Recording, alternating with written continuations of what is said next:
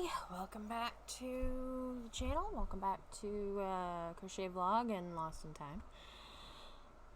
Whew. I don't remember where we were. I mean, I do, but I don't. I know I only took 2 weeks off. It literally felt like a month, and I don't know why. Okay, so, previously, stuff's going on. Eli and Dimitri are not doing very well. And she got the brooch. So, you know, that's good. Yeah, let's just jump into this. I don't know what I'm gonna do.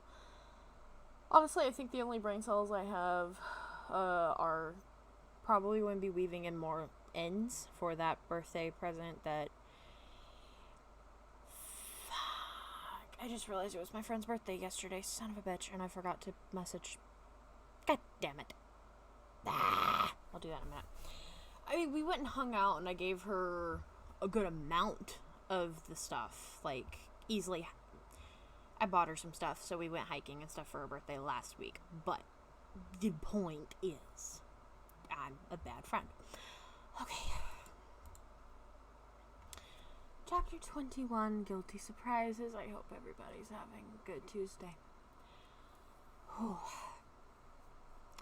come on, Rosa, please. I begged shamelessly on my hands and knees, begging the impassive woman with a scowl on the other side of the desk. Eliana, the answer is still no until you tell me who you want to give AIDS to. Groaning, I wanted to bang my head against the wall. We had been at this for 30 minutes or an hour. I didn't even know anymore. Rosa, I don't want to give anyone AIDS, but I can't tell you why I need that button. And since you're the last keeper who signed off on it to stay here in the vault, you're the only one who could sign off on my taking it. I promise I don't want to give anyone AIDS. She frowned, leaning back and crossing her arms. Swallowing, I stood and sat back down on the chair I had just evacuated. Now, why don't I believe you? You haven't been that happy recently, honey. I knew she added that honey on in an attempt to hide the fact she was trying to change the subject, but it was true. I had been unhappy. Pop had disappeared, saying he would be back soon, but he couldn't tell me where. I was afraid he was gone for a mission again, despite the conversation I had overheard between him and Simon. Dimitri. He wasn't my Dim anymore. He had changed. More drinking, listening to rock music, ditching school, and no more good morning / good night texts or little flowers. I had cried when his last one had wilted away a week ago. Thankfully, no one had heard me as I blubbered to myself, petting my griffin egg. That would have been weird. The Covenant and I were still at a standstill. I openly avoided Caroline and her family now, and any of the adults were actually. If I had anywhere to go, I wouldn't be sleeping there. I had to keep talking myself out of breaking into Pop's condo and taking the Gus bedroom every day. The only good thing that seemed to have come out of the month of November was that I had the brooch now, safe and sound in the vault. It had been 2 weeks since a wild magpie attacked Professor Paris, and she was still furious. I was also slightly afraid that she suspected I had something to do with it, but thankfully she wasn't aware of Claire's involvement. Just yesterday I'd found her and my Travelers Program instructor Zoe Lund whispering, but they both immediately stopped as soon as I walked in to take a seat, eyeing me intently. Definitely suspicious. But I wasn't about to let Rosa change the subject. This isn't about that, Rosa. I paused, fidgeting. I have coffee. 1 moment. If only coffee could solve all my problems, right? It at least solves the exhaustion. Sort of. Sorry, I just nudged something. I couldn't tell her I made a deal with Dracula himself or about that trip at all. She would flip out and give me a huge lecture, and I would never get that button. I was at a standstill when someone spoke up from the doorway behind me.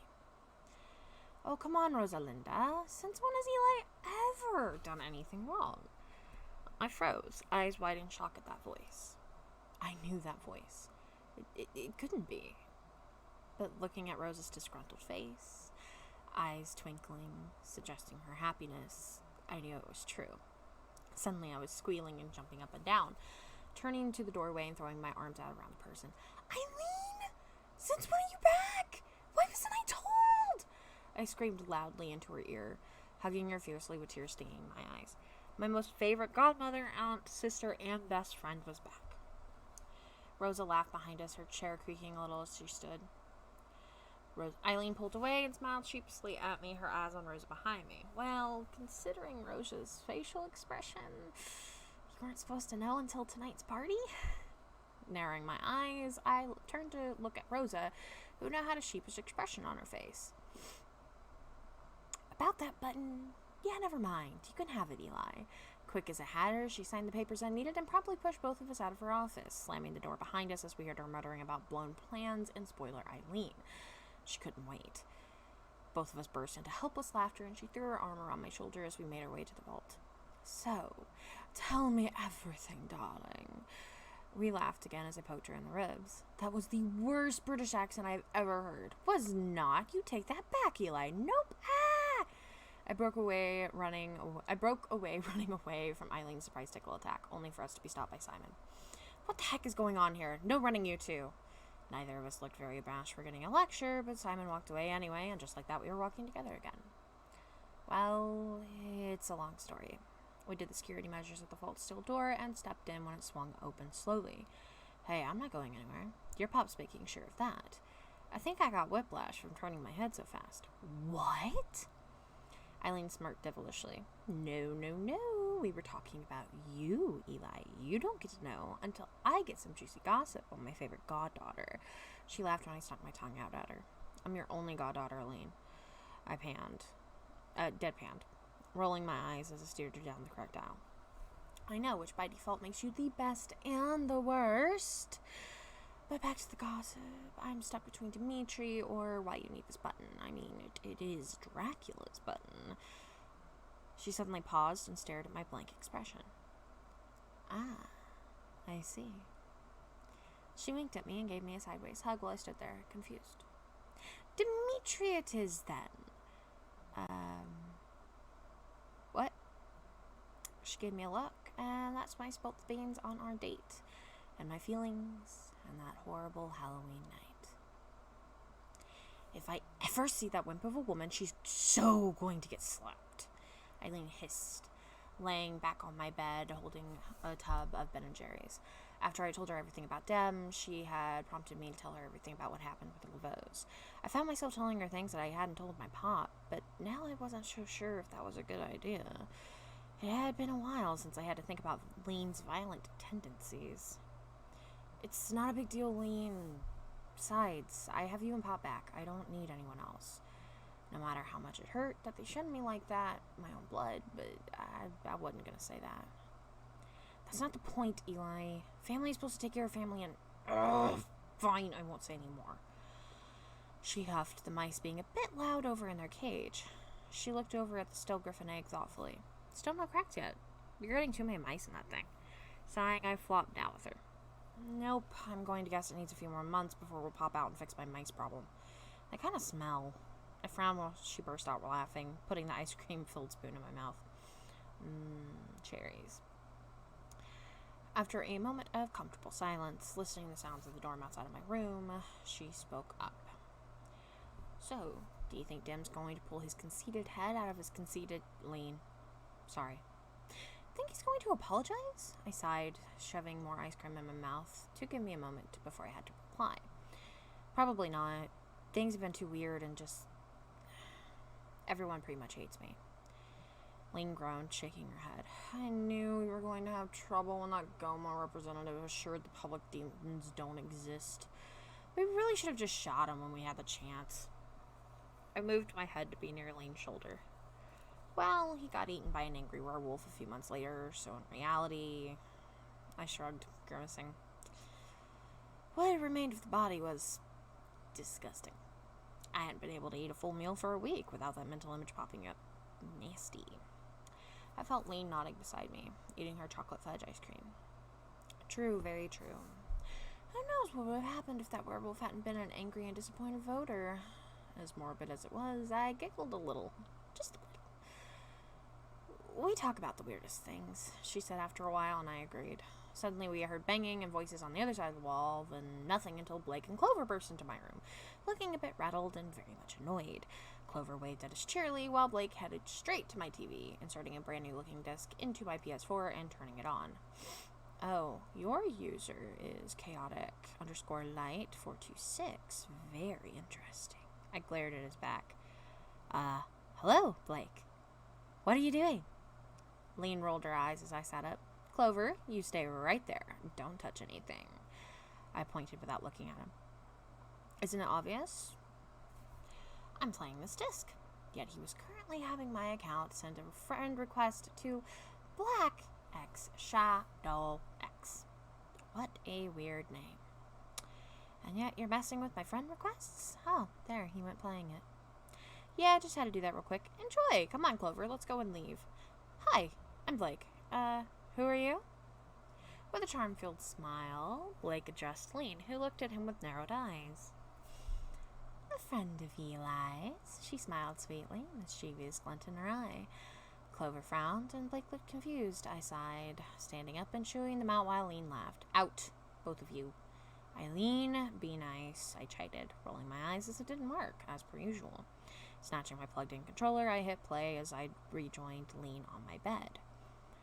The disc started playing. The scene showed us pretty much all of what I assumed to be Dim's room. Dark blue walls with black accents, a bed, pretty much a carbon copy of mine, minus the mice and griffin. Plus mine had a different color scheme. Dim was leaning back in his desk chair, his hands running through his messy hair, the sight causing my heart to squeeze. Clover was sitting on the floor, his back to the bed, arms resting on his knees, while staring at Blake, who had moved into the camera's view as he threw himself on the messy bed. All right. You've been moping in here for far too long, Clover began. So it's time you do what you should have done on Halloween, Blake finished sternly. Dim groaned into his hands as they both chorused, Apologize, numbnuts. But I don't know how. Blake looked on, unimpressed. Knowing your mother, I sincerely doubt it. Clover snorted as Blake ducked a pencil flying through the air. I'm serious, bro. I think I screwed up big time, and I still can't remember what happened that night. Blake and Clover shook their heads.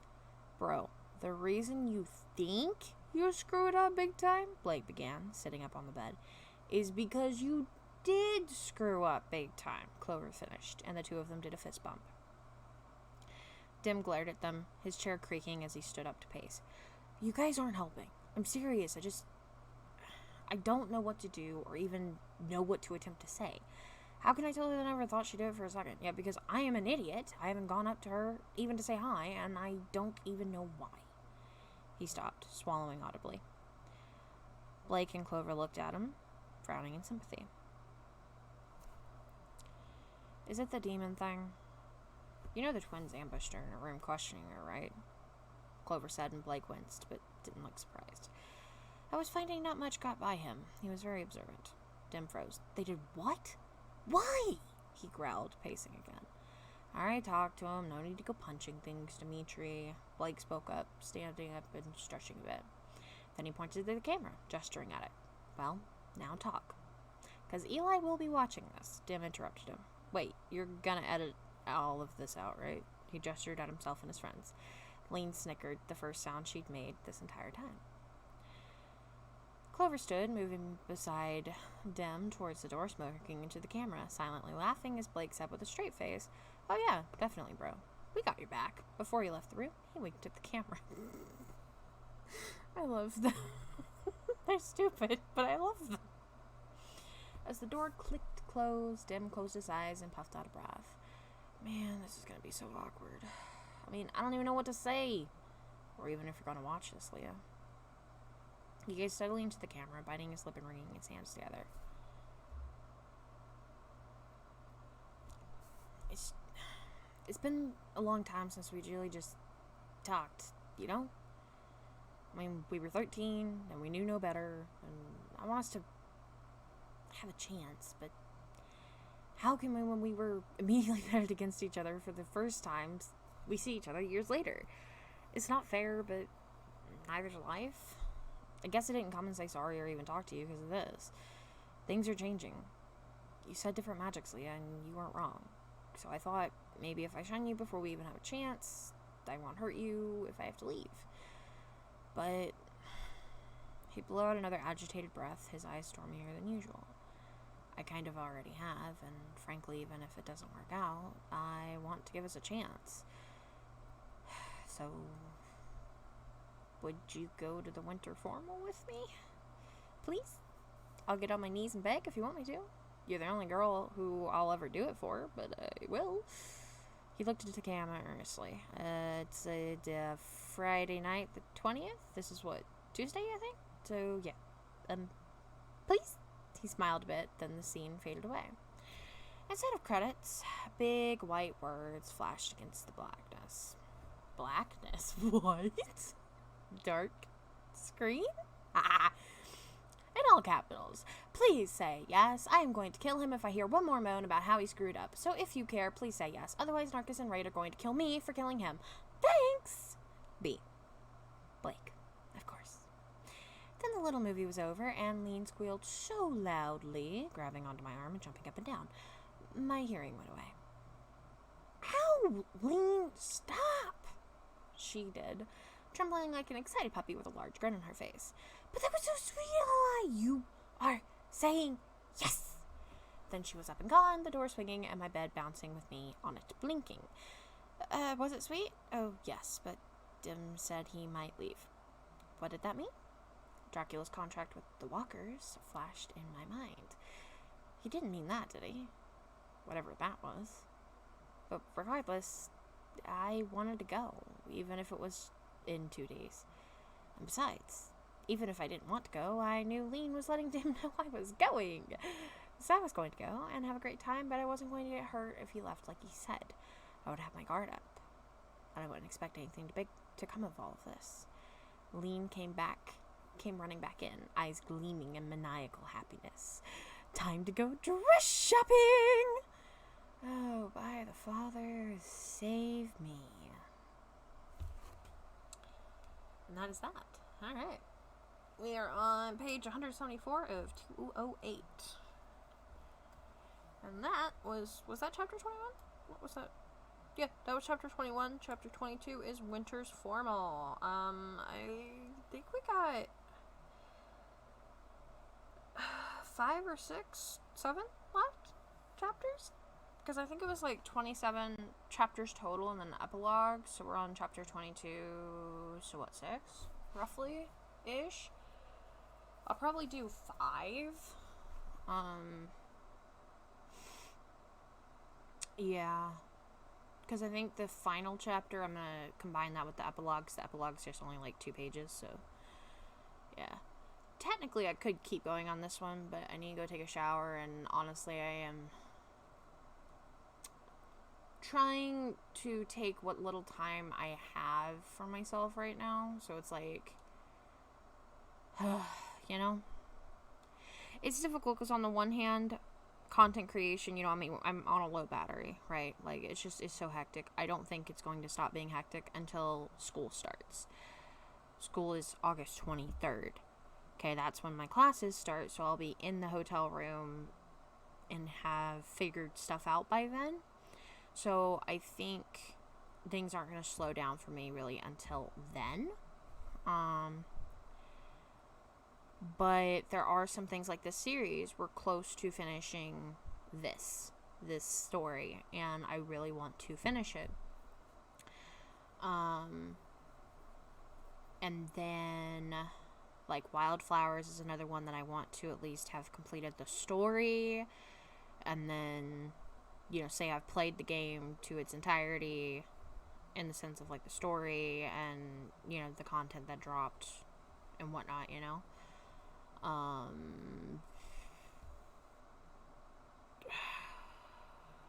And then, oh yeah, the other series that I was kind of wanting to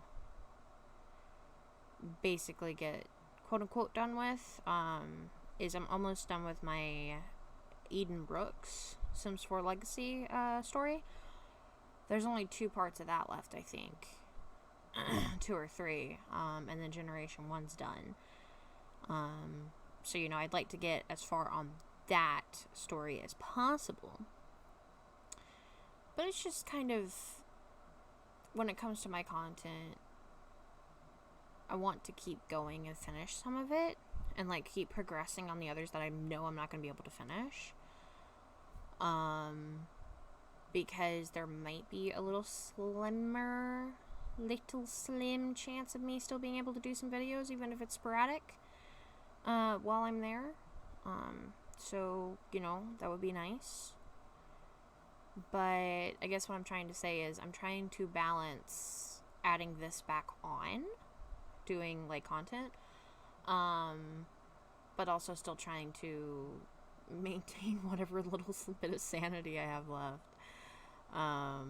But one thing I did start doing this week, I've been slowly working on my notes and stuff for Lost in Time, the rewrite, and like book 2 and stuff. But my other book, A Witch's Debt, how do I put this? It's funny, but like when it comes to comfort characters, it would be Valerie and that world. For a completely different reason. I think it's, I don't know, without going into a huge over spiel of it, the story is different, and it's almost complete opposite situation. Like in Lost in Time, it really does feel like it's Eli kind of against everybody else, right? Like everybody does not like Valerie. Eli, oh my god, I need the coffee. Come here, coffee. But with A Witch's Debt, it's like that support system is there for Valerie, but she's pushing it away for kind of good reasons. They are good reasons. Of course, reader optimism would probably be like, on the one, it's a sort of reason of like the people who know the story or are reading the story hopefully can understand why she's doing it, but they still feel sympathy and like want her to take the chance anyway, if that makes sense. So it's kind of like that almost found family, essentially, type of feeling. And I don't know, it's just like, that's my little comfort jam right now. And there was a chapter like last week that just, I really wanted to go back and just kind of reread, see if it gave me the same sort of vibes. And then I ended up going from that chapter, that was like chapter 17 out of like 24 chapters. I ended up just rereading the entire book. And so I actually have been slightly quietly working on that, just because when it comes to which one I can work on, like right now, A Witch's Debt is easier for me by far. And I think part of it is because, not only just because of that, but because that one is the more recent book. And I am a better writer than I was when I wrote, this edition of Lost in Time. And also Valerie, it's different. Like, Eli's a teenager, Valerie's like 23, although she still does think in a childish way because of some stuff that happened to her, but it's just kind of two very different characters, but they are similar in a lot of ways. But when it comes to being able to write which one, A Witch's Debt, is just easier by default, because it's a little bit more linear, and there's a lot more secrets to it that are kind of hidden from the reader. So it's more of alluding to those secrets instead of trying to cleverly weave them all in like I need to do for Lost in Time. At the very least, this fall I should have time to actually write a lot more than I am now, but I guess what I'm trying to say is, hey, at least I'm writing, right? At least I'm writing and I'm enjoying it. So even if it's literally like 250 words a day, or sometimes every 3 days, but I'm trying really hard. And if people would like more of something like this, if I can make videos in the fall, I do kind of want to read off the original, A Witch's Debt. I don't know. Some of it is, well, I mean, obviously it's the first draft, so things gotta change and whatnot, but I don't know. I like it. I don't know. Anyway, guys, that is gonna be it. Sorry for rambling.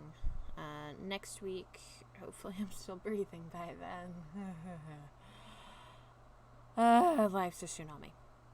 She says as we are currently under a flash flood warning in Central Texas. But yeah, next week will be winter's formal, and yeah. Hopefully you survive this week. I hope it's a good one. And I will see you all later. Thanks for listening, thanks for being here, and thank you for providing me this safe place to share. Bye.